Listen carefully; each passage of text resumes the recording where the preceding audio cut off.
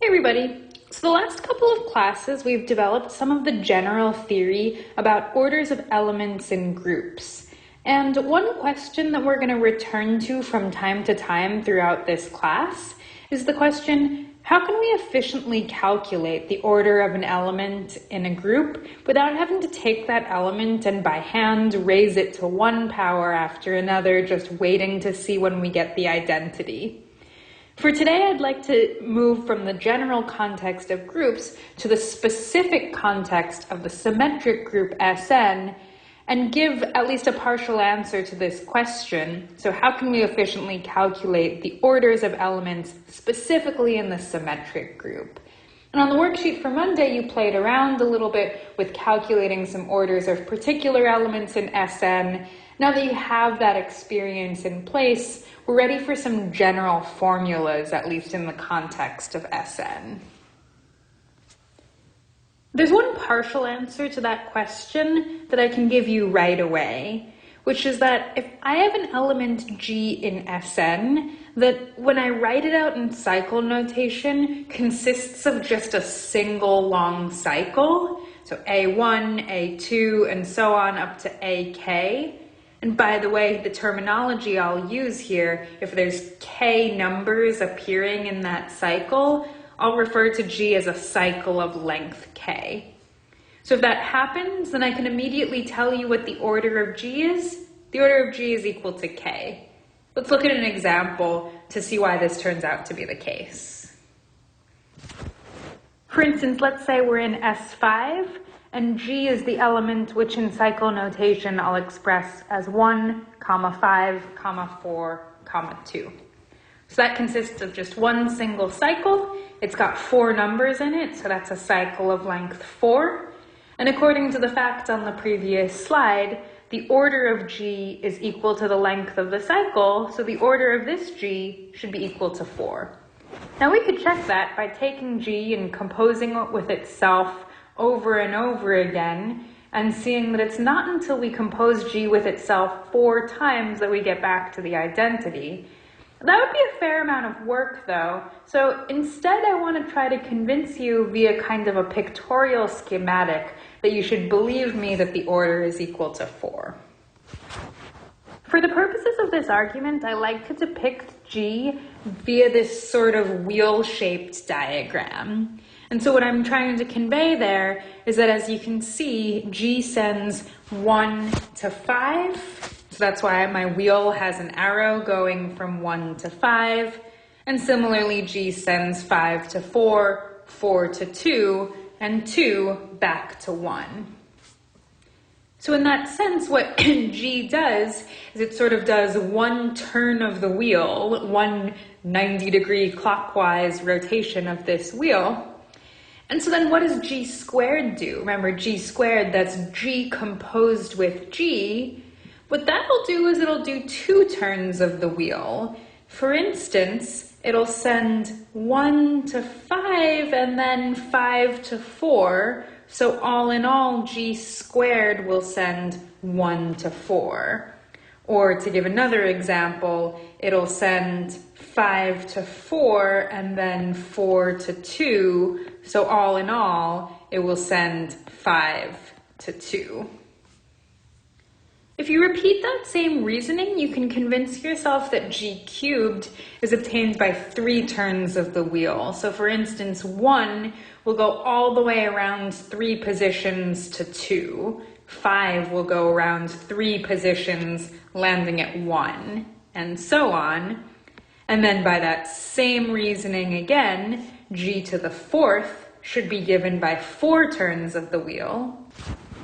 But when I turn this wheel 4 times, it gets back where it started. So that's a heuristic argument that hopefully convinces you that G to the 4th is the identity, whereas none of the previous powers of G had been the identity. So this reasoning works anytime you have an element of the symmetric group which consists of just a single cycle. It lets you calculate its order basically immediately. But now, what if you have an element of the symmetric group that's not just a single cycle? Like maybe it's 1, 4, 2, and then in a separate cycle, 3, 5. Right, how do I calculate the order of something like that? It gets more complicated, but I can state a general theorem for you. Here's what it says. It says if F is any element of the symmetric group that we can express in the form a cycle A1 through AK, and I'm going to denote that cycle by alpha for short, composed with another cycle B1 through BL, which I'll denote by beta for short, where alpha and beta are disjoint cycles. Remember, that means they have no numbers in common. If I can express F this way, then I can tell you exactly what the order of F is.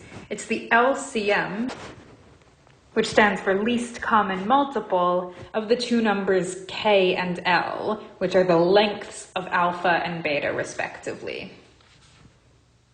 We're going to prove this theorem by some combination of the work we do in the remainder of this video and some details that you'll fill in on your worksheet for today. But before we launch into that proof, I want to show you a couple of examples so you both see how to apply the theorem and also are hopefully convinced that it seems believable.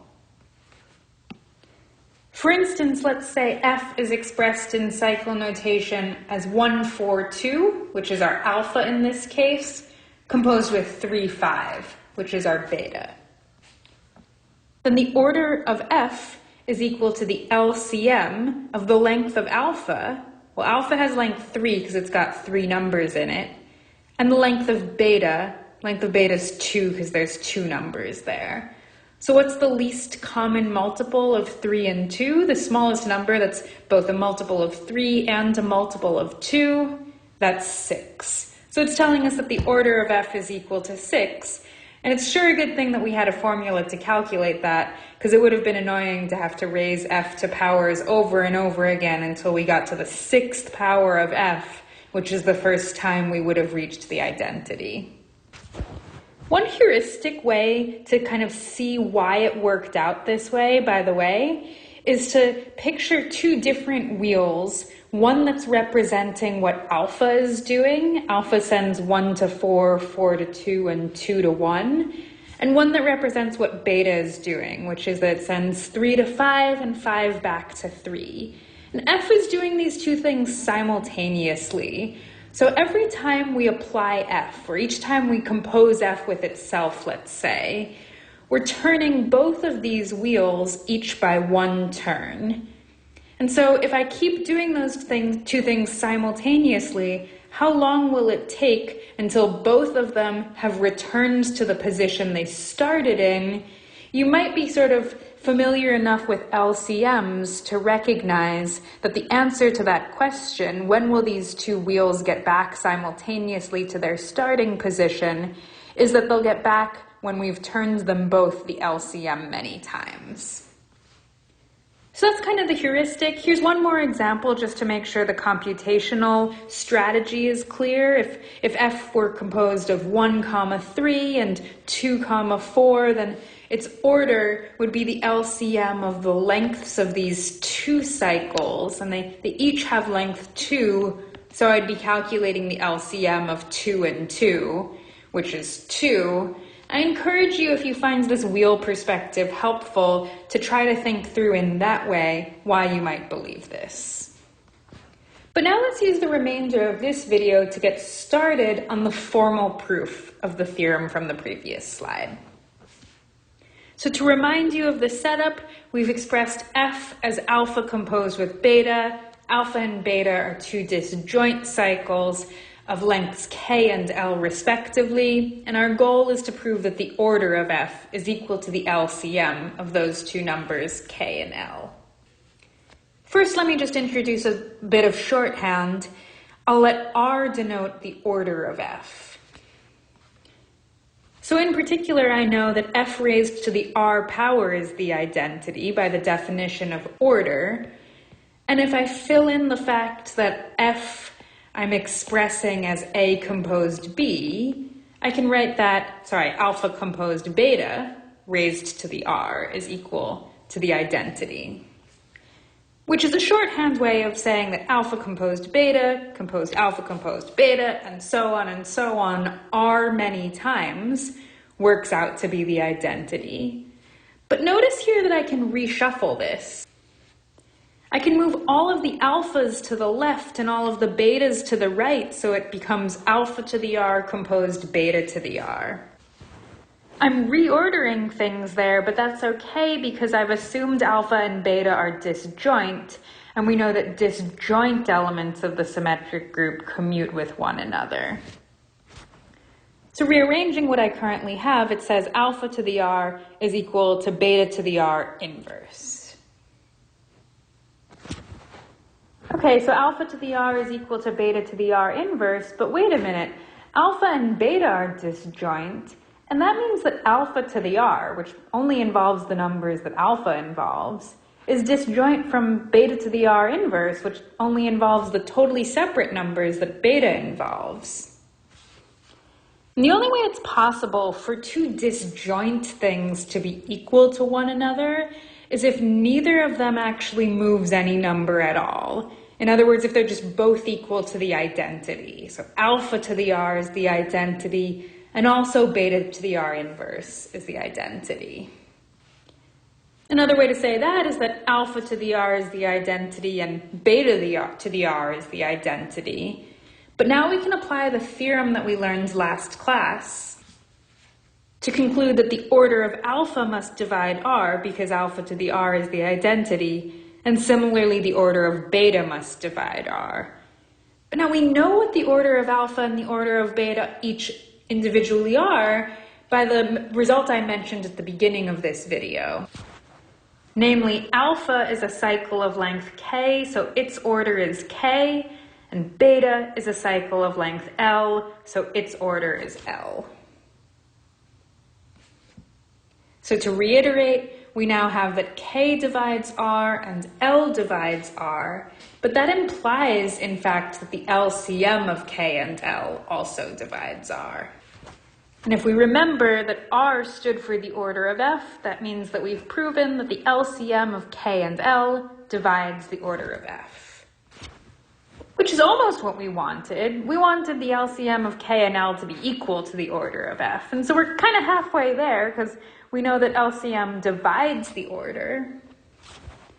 On your worksheet for today, you'll prove sort of the reverse statement, which is that the order of F divides the LCM. And that'll finish the job, because if you have two numbers and you know that each one divides the other, that implies that the two numbers are equal.